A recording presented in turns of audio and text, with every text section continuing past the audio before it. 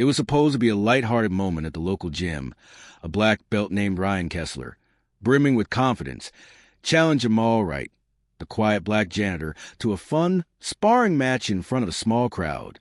Ryan, a martial arts instructor, thought it would be an easy way to show off his skills. But what happened in the ring that evening left everyone speechless, as Jamal, the unassuming janitor, turned the tables in a way no one saw coming, revealing a past that changed how everyone saw him. Jamal Wright was 38 years old, a man of few words who worked as a janitor at Peak Fitness, a bustling gym in a mid-sized Ohio town.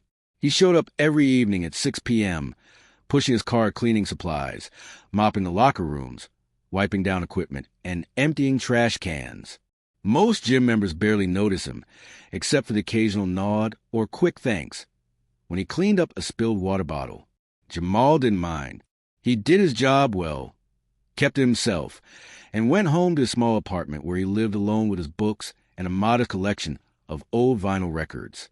Ryan Kessler, on the other hand, was a fixture at Peak Fitness.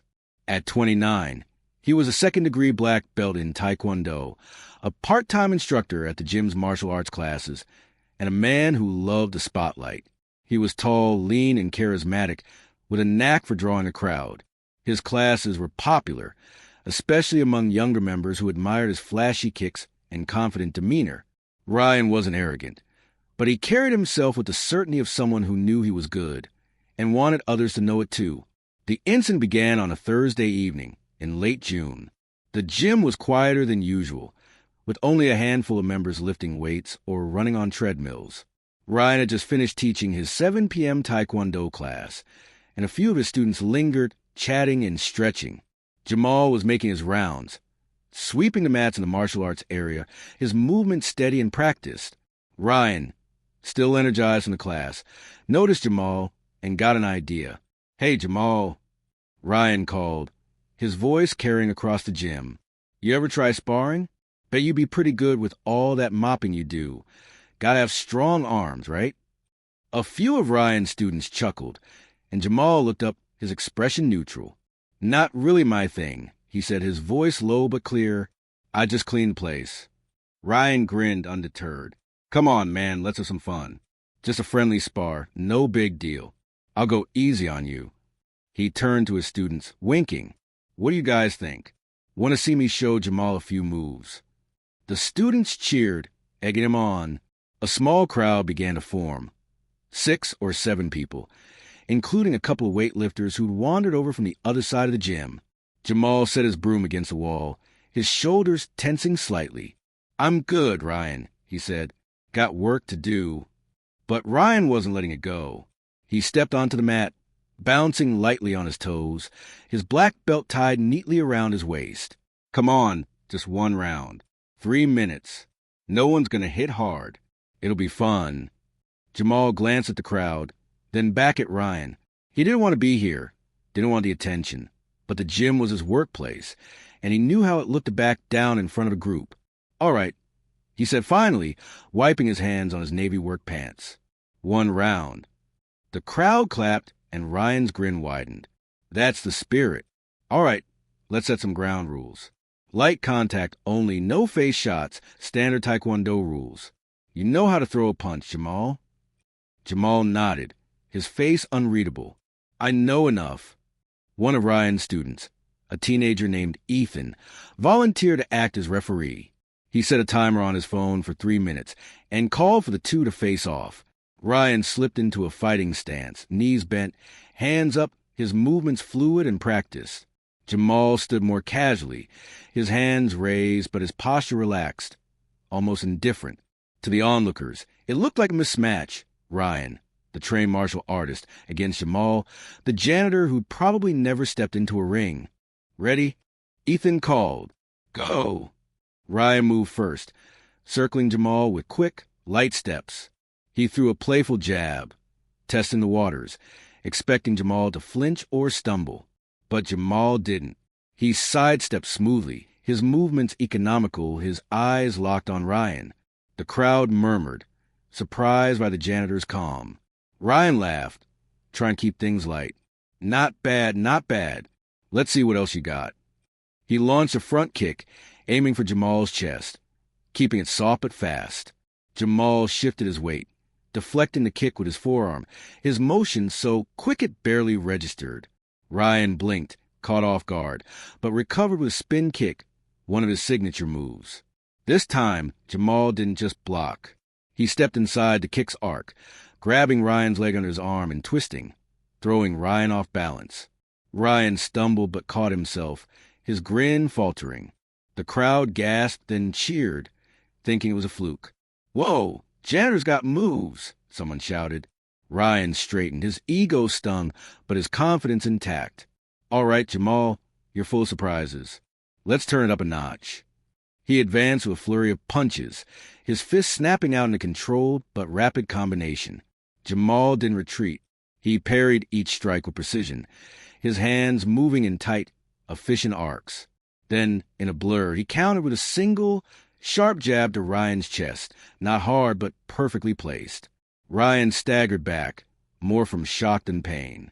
The crowd went silent, then erupted. Ethan, the referee, looked at his phone, then at the two men. Keep it light, guys," he said, but his voice was uncertain. Ryan's face reddened, and he forced a laugh. Okay, you got a lucky shot. Let's go again." But Jamal wasn't playing anymore. He stepped forward, his stance shifting subtly, his body coiled like a spring. "You sure you want this?" he asked, his voice quiet but firm. Ryan hesitated, sensing something he hadn't before. Jamal's eyes were steady, focused, not the eyes of an amateur. But Ryan couldn't back down, not in front of students. "Yeah, I'm sure," he said, raising his fists. "Let's do it."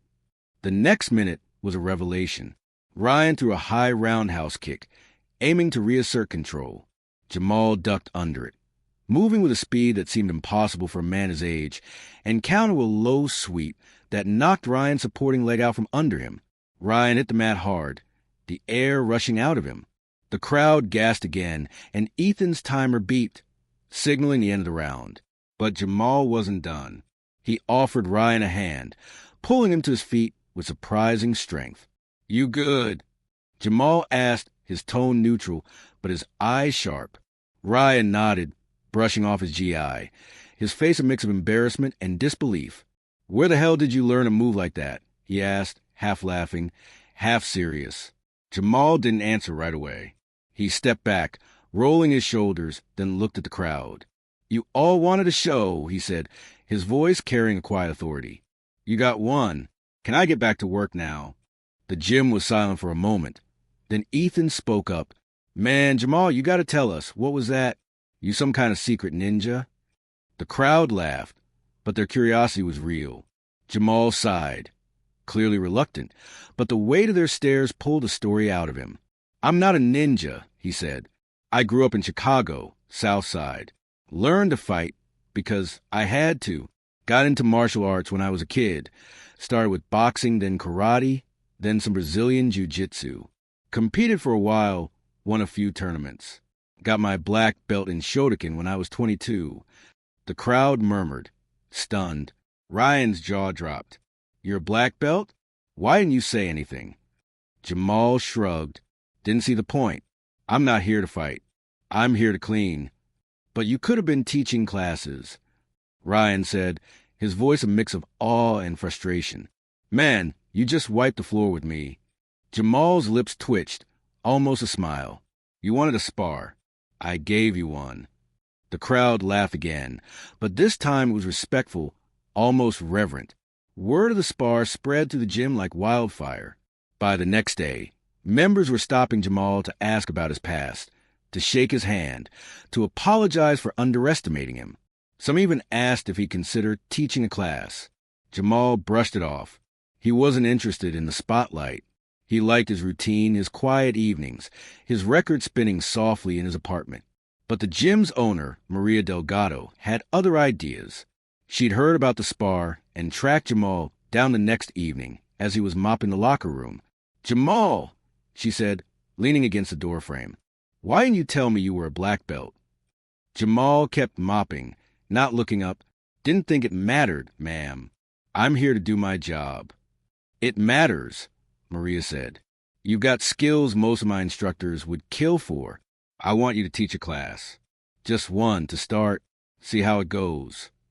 Jamal paused, his hands resting on the mop handle. I'm not a teacher, he said. I haven't stepped in a dojo in years. You stepped in one last night, Maria countered. And you had everyone's attention. Think about it. You can make a difference here. Jamal didn't commit, but Maria's words stuck with him.